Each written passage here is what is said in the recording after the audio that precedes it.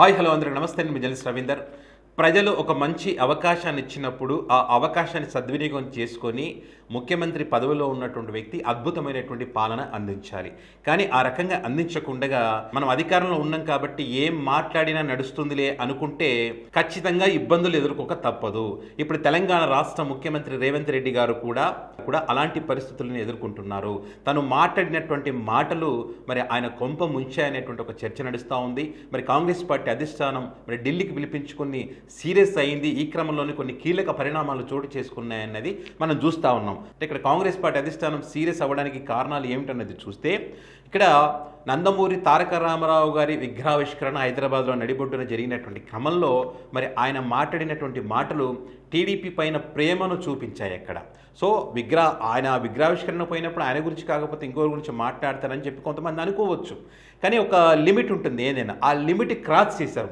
ఏ రకంగా అంటే మానవ మనుగడ ఉన్నన్ని రోజులు స్ఫూర్తి పొందాల్సినటువంటి వ్యక్తుల్లో డాక్టర్ బిఆర్ అంబేద్కర్ గారు, ఇందిరాగాంధీ గారు, నందమూరి తారక రామారావు గారు ఉంటారని హైదరాబాద్ నడిబొడ్డున విగ్రహావిష్కరణ ఏర్పాటు చేసినటువంటి క్రమంలో ఆయన స్ఫూర్తితోనే పాలన చేస్తున్నానని చెప్పి తెలంగాణ రాష్ట్ర ముఖ్యమంత్రి రేవంత్ రెడ్డి గారు ఏదైతే అన్నారో ఈ మాటల వెనక టీడీపీ పార్టీ మీద ప్రేమ కనిపిస్తుంది. కాంగ్రెస్ పార్టీ మీద ప్రేమ అనేది ఎక్కడా కనిపించడం లేదు.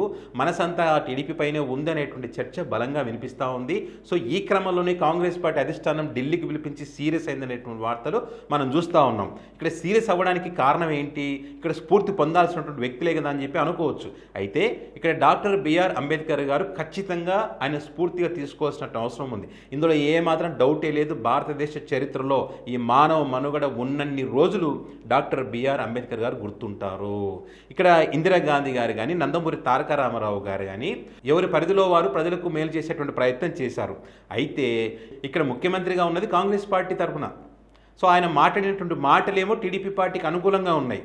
ఇక్కడ తెలంగాణ రాష్ట్రం ఇచ్చింది సోనియా గాంధీ గారు, తెలంగాణ తల్లి సోనియా గాంధీ అని చెప్పి కాంగ్రెస్ పార్టీ శ్రేణులు ప్రతి సభలో ఎక్కడైతే చెప్పారో మరి రేవంత్ రెడ్డి గారు ఎక్కడ కూడా సోనియా గాంధీ గారి గురించి ప్రస్తావన తీసుకురాలేదు. అదేవిధంగా మహాత్మా గాంధీ గారిని కూడా ఇక్కడ మర్చిపోయి మరి ఆయన కూడా స్ఫూర్తి తీసుకోవాల్సినటువంటి మాట ఎందుకు చెప్పలేదనేటువంటి ఒక చర్చ ఇక్కడ గట్టిగా వినిపిస్తూ ఉంది. నందమూరి తారక రామారావు గారు పాలన చేస్తున్నప్పుడు ఆ ఇల్లు నిర్మించారంట. ఆ ఇల్లు నిర్మించినటువంటి దాన్ని దృష్టిలో పెట్టుకొని ఆ స్ఫూర్తితోనే నేడు ఇందిరమ్మ ఇల్లు నిర్మిస్తున్నామని చెప్పి ఆయన మాట్లాడిన మాటలు నిజంగా కాంగ్రెస్ అధిష్టానం సీరియస్ కావాల్సిన అవసరం లేదు. తెలంగాణ రాష్ట్ర ప్రజలే సీరియస్ అవుతున్నటువంటి పరిస్థితి. ఎందుకంటే ఇందిరమ్మ ఇల్లు అంటే గుర్తుకొచ్చే పేరు వైఎస్ రాజశేఖర రెడ్డి గారు.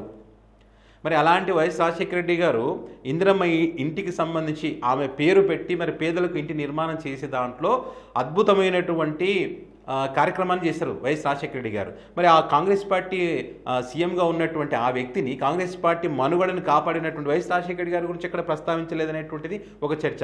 ఇక్కడ ఉచిత కరెంటుకి సంబంధించి కూడా అదే మాట్లాడతారు. నందమూరి తారక రామారావు గారు కానీ ఆయన స్థాపించినటువంటి పార్టీలో ఇప్పుడు ఏదైతే ఆక్రమించుకొని సీఎంగా ఉన్నారో ఎవరు చంద్రబాబు నాయుడు గారు కానీ అప్పుడు ముఖ్యమంత్రిగా ఉన్నప్పుడు వైఎస్ రాజశేఖర రెడ్డి గారు ప్రతిపక్షంలో ఉన్నప్పుడు ఉచిత కరెంటు ప్రామిస్ చేసినప్పుడు ఉచిత కరెంటుది ఇస్తే కరెంటు తీగలు తీగల మీద బట్టలు ఆరేసుకోవచ్చు అని చెప్పినటువంటి వ్యక్తులు వాళ్ళ గురించి ఎట్లా మాట్లాడతారని చెప్పి యావత్ తెలంగాణ రాష్ట్రం కూడా మాట్లాడుతూ ఉన్నది.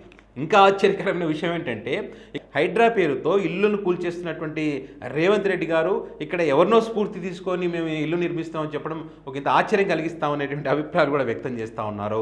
ఇక ఇందిరాగాంధీ గారు పివి నరసింహారావు గారిని కానీ చెన్నారెడ్డి గారిని కానీ తీసుకొచ్చారని చెప్పి సో వీళ్ళ వరకు ఓకే, పివి నరసింహారావు గారు అద్భుతాలు చేశారు. సో ఇలాంటి వాళ్ళని గుర్తు చేసుకోవడం తప్పు లేదు. ఇక్కడ నందమూరి తారక రామారావు గారు ఒక మాండవ వెంకటేశ్వరరావు గారిని, తుమ్మల నాగేశ్వరరావు గారిని, దేవేంద్ర గౌడ్ ఇట్లా కొంతమందిని తీసుకొచ్చాడని చెప్తా ఉన్నారు. మాండవ గారు ఏం చేశారండి, తుమ్మల నాగేశ్వరరావు గారు ఏం చేశారు? ఇక్కడ వీళ్ళు ఏం సాధించారని చెప్పి వీళ్ళ గురించి ఇక్కడ ప్రస్తావిస్తారంటే నందమూరి తారక రామారావు గారు వీళ్ళని మనకిచ్చిపోయారని చెప్తారు. ఇక్కడ కేసీఆర్ గారు తెలంగాణ రాష్ట్ర సాధన కోసం పోరాటం చేసిన వ్యక్తులు ఒకరు. అంటే వీళ్ళందరినీ పొగిడి మళ్ళీ ఆయన తగ్గించడం అంటే ఇక్కడ పాలిటిక్స్ అనేది కనిపిస్తూ ఉన్నది. మీరు విగ్రహ ఆవిష్కరణకు పోయినప్పుడు ఆయనకు సంబంధించి కొన్ని మాటలు మాట్లాడచ్చు, తప్పు లేదు. అందరితోనే ఆగారా? అది లేదు. ఇందిరమ్మ ఒక తరమైతే ఎన్టీఆర్ ఒక శకం అన్నారు. వీళ్ళిద్దరి స్ఫూర్తితోనే ఇప్పుడు తెలంగాణ రాష్ట్రంలో ప్రజాపాలన నడుస్తూ ఉన్నదంట. ప్రజాపాలన నడుస్తూ ఉందా? మీరు ఇచ్చినటువంటి హామీలు అమలు చేస్తూ ఉన్నారా? రుణమాఫీ జరిగిందా? మహిళలకు ఇస్తానన్నటువంటి పథకం అమలు చేస్తూ ఉన్నారా? ఉచిత కరెంట్ అన్నారు, ఏమైనా కరెంట్ వస్తూ ఉన్నదా? ఏమీ లేదు. మరి ప్రజాపాలన ఎట్లా అవుతుందండి? సో ఇక్కడ ఈయన చేసినటువంటి కామెంట్స్ తెలంగాణ రాష్ట్ర ప్రజలకు నచ్చలేదు, కాంగ్రెస్ పార్టీ అధిష్టానానికి నచ్చలేదు. సో మరి ఇదే కాకుండా హిట్లర్ స్ఫూర్తితో హైడ్రాన్ తీసుకొచ్చానని చెప్పారు. అసలు హిట్లర్ పాలన అని అయితే బీఆర్ఎస్ పార్టీ చెప్తా ఉన్నదో దాన్ని నిజం చేస్తూ హిట్లర్ స్ఫూర్తితో అని చెప్పి మరి కాంగ్రెస్ పార్టీకి ఉన్న ఇమేజ్ని డ్యామేజ్ చేసేటువంటి ప్రయత్నం అద్భుతంగా చేశారు ఆయన. మరి సో ఈ రకంగా మాట్లాడి పార్టీ ఇమేజ్ని డ్యామేజ్ చేసినప్పుడు కాంగ్రెస్ పార్టీ అధిష్టానం సీరియస్గా ఏమవుతుంది? ఖచ్చితంగా సీరియస్ అవుతారు. కాబట్టి ఆ సీరియస్ అయినటువంటి అంశాలకు సంబంధించి మరి ప్రధాన ఛానల్స్లో కానీ కొన్ని వెబ్సైట్లలో కానీ చర్చ నడుస్తూ ఉంది. కీలక పరిణామాలు చోటు చేసుకునే రేవంత్ రెడ్డి మీద సీరియస్ అయ్యారు, ఇక మీద ఇలాంటివి జరగకూడదని చెప్పి ఒక తెలంగాణకి సంబంధించి కాదు ఇతర రాష్ట్రాల ముఖ్యమంత్రులను కూడా మీరు మాట్లాడుతున్నటువంటి మాటలు కంట్రోల్లో ఉండాలి, పార్టీకి డ్యామేజ్ కలిగించకూడదని చెప్పి అందరికీ సీరియస్గా వార్నింగ్ ఇచ్చారనేది చూస్తున్నాం. అందులో భాగంగా రేవంత్ రెడ్డి గారికి సంబంధించి కూడా సీరియస్ అయ్యారనేది అయితే చర్చ జరుగుతుందో అది నిజం అనుకోవడానికి ఒకే ఒక ఎగ్జాంపుల్ ఇక్కడ ఏదైతే రేవంత్ రెడ్డి గారు నేను హిట్లర్ గురించి మాట్లాడలేదు, నా మాటలు వక్రీకరించారనేది అయితే అన్నారో ఖచ్చితంగా అధిష్టానం సీరియస్ అయిన తర్వాతనే కంట్రోల్ చేసుకునే ప్రయత్నంలో మాట్లాడినట్టుగానే మనం చూడొచ్చు. 2004లో కాంగ్రెస్ పార్టీ అధికారంలోకి వచ్చినప్పటి నుంచి తీసుకొచ్చినటువంటి పథకాలు అద్భుతమైనటువంటి పథకాలు ఉన్నాయి. ఆరోగ్యశ్రీ 108 ఇలా అద్భుతమైనటువంటి పథకాలు మా హయాంలోనే వచ్చాయని ఎవరన్నా గొప్పగా చెప్పుకుంటారు. కానీ ఈయన మాత్రం తను ఏ పార్టీలో నుంచి వచ్చాడో ఆ పార్టీలో ఉన్నటువంటి లీడర్ల గురించి వాళ్ళ గురించి మొత్తం వాళ్ళ మీద ప్రేమను ఒలకపోస్తూ కాంగ్రెస్ పార్టీని డ్యామేజ్ చేస్తున్నారనేటువంటి అభిప్రాయాలు ఎక్కువగా వినిపిస్తూ ఉన్నాయి. సో మరి ఈ అంశానికి సంబంధించి మీరేమనుకుంటున్నారో మీ అభిప్రాయాన్ని కామెంట్ రూపంలో పెట్టగలరు. Thank you.